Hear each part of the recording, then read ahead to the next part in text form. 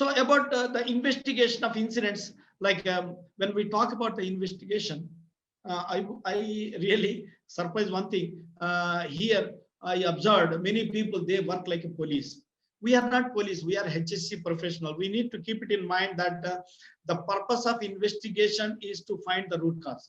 Okay, so not to find faults. So when we go to any incident location, we need to see the all the evidences are properly captured, and we need to see what are the critical factors which has led for the incident, and then see what are the immediate causes, and then again find what are the root causes. So this is the ultimate objective of the investigation. Once you have the root causes, and those root causes, based on those root causes, you need to come up with some good recommendations.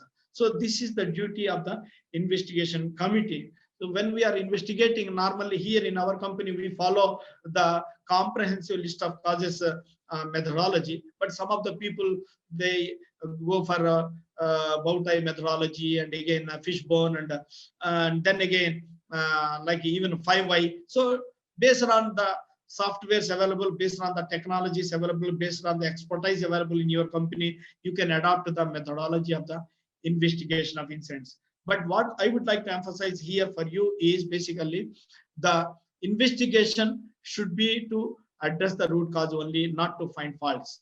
Means that you should not jump with the immediate causes. You should come up with the root causes. Normally, root causes means you should try to find what are the system causes. So why this person made a mistake, that is how you need to verify.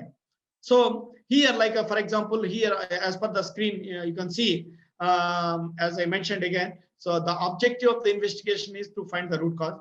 Under the root causes, like when you are finding out the root causes, immediate causes are different and the root causes are different. Under the immediate causes, unsafe conditions and unsafe acts are there, whereas under the root causes, personal factors and the job factors are there. So this difference you need to understand, that is very, very important.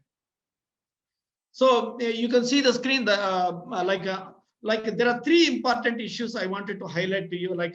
When we talk about the root causes, it is very much essential to come up with the appropriate root causes.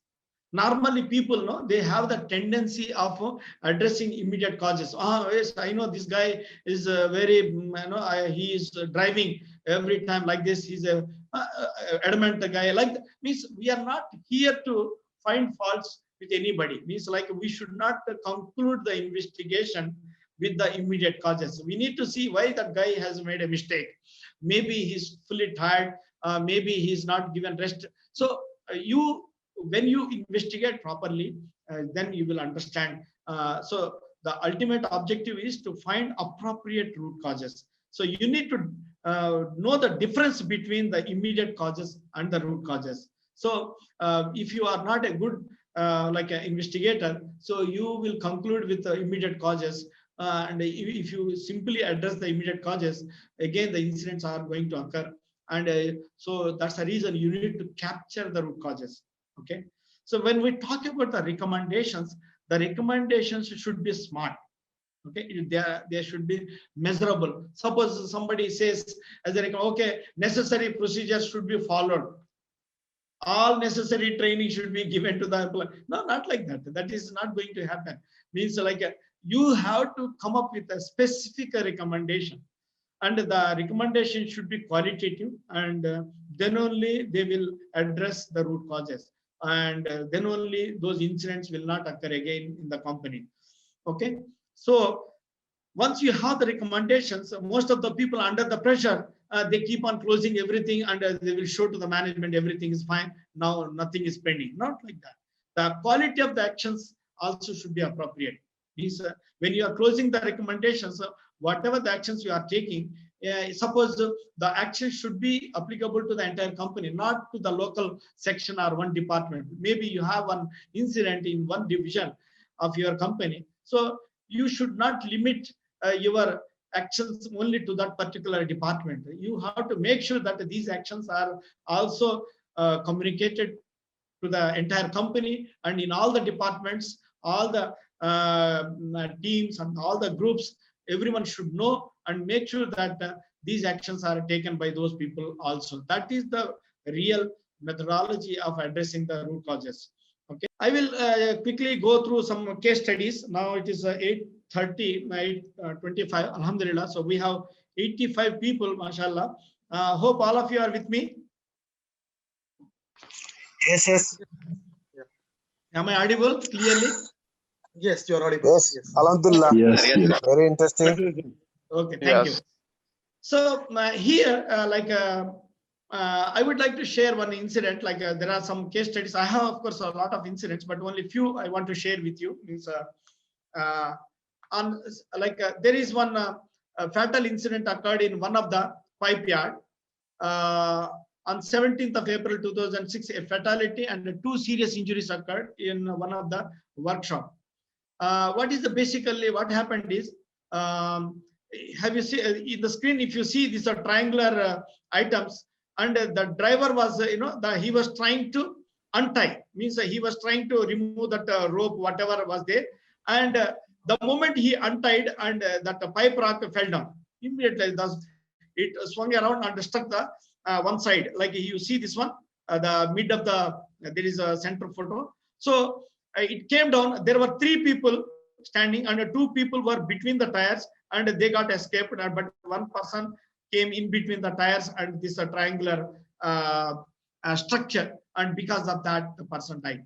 So what was the root cause of this one? Why this happened? Means when you are fixing the items, when you are loading some items on a truck or a trailer, so if you don't do the things properly, okay, so when they are being dismantled, when they are being removed, so the unnecessarily the poor guys got a problem. Means that there was a stored energy in that one. Means somebody has tied in a haphazard manner, and so that is how it happened. Like you can see the lessons learned here. What are the lessons learned here? Implement written procedures for rig move and including pipe racks. Procedures to include approved load configurations and a necessary checklist. Require a dedicated transportation super. Basically, even the lifting operation and even the loading and unloading operation also should be supported with the proper supervisors. That means you need to assess the risk also when you are doing the job. If you deploy somebody who is not professionally trained, so these kind of things may happen. So that is how one incident. I will go to the another incident. Like there is another fatal incident occurred in one of the scrapyard on 18th of January 2012. Okay, so here the contractor, he started removing 20-inch pipes. Here I will show the photo here. You just see these are 20-inch casing pipes, and there is a truck here, and on that particular truck the activity is to load all these pipes and shift to another place. That's all. Okay, but when he was loading all these pipes, so whatever the stands which were used on that particular truck, they were not appropriate. So that is the reason, because of that failure of those pipes, all those casing pipes have fallen on the person, and that is the driver. Immediately he died. Okay, so this is how it happened. This 2 pipe supports with 1.25 meter height were fixed and tied to the trailer body to carry these pipes. So these 2 the pipe supports could not handle the complete load. Because of that, because of the failure of those supports, all the pipes collapsed, and they rolled out. And during that time, the driver who was trying to tie those pipes, he could not escape from that particular place, and he came below the pipes and he died on the spot. So what are the lessons learned here? The fitness of the trailer, means like the supports which were there on that, they were not appropriate. Means like they were simply welded, and they were not properly verified also.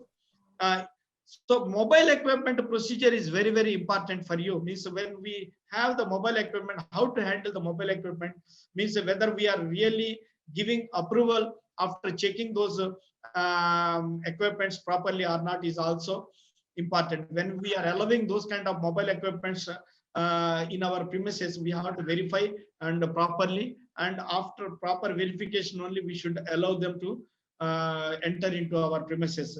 Otherwise, the poor people may get these kind of fatal incidents. Apart from that, the supervisor also should be available to carry out a job. Here in this particular job, only when the driver was there, and he was the person who was trying to, attend this job, and no supervisor was provided here. So those kind of things we need to see and learn from those past mistakes, and make sure that those mistakes will not be occurring again and again. Now here there is another case study I would like to share here with you. Can you see the photos here? Are they clear to you? Yes. Yes, sir. Okay, good. This particular incident occurred on 24th of September 2016. A forklift was loaded to the low-bed trailer for transportation. This forklift was loaded on the low-bed trailer for transportation. Basically, they were trying to shift this to another location. The trailer ramps were being lifted to vertical. These are trailer ramps. These are the two trailer ramps. They were being lifted, but what happened? The right side of the ramp lift support beam got stuck. This one particularly, it got stuck, and the driver, they were trying to pull this with the support of the forklift, and in that process, again, while the trailer driver was trying to manually lift the that particular item, and again the support beam, the spring force caused a sudden lifting of the beam, which fatally hit the driver. Means basically that particular one hit the driver, and the driver immediately got a serious injury, and he died immediately after a few minutes. So here again, the issue is again that there is a lack of risk assessment, and job safety analysis was not carried out, and the driver was trying to do the shortcut, and again he was in the line of fire, and the mobile equipment also was not proper. It means it was not working properly, and again it was permitted. So we need to adhere to the requirements, whatever were mentioned in the procedures, and then again all these kind of activities also should be supported with the proper supervision. Means again the authenticity of the third-party inspection certificates are also very, very important. Nowadays, this is another biggest disaster. Means the certification of mobile equipment by a third party. So anybody without verifying properly, they are giving the certificates, which is not going to help us. So those things are also to be properly verified. Then only these kind of incidents can be stopped. I would like to share another one incident which occurred in 2012. Here, two contractor employees were basically they were the fitters.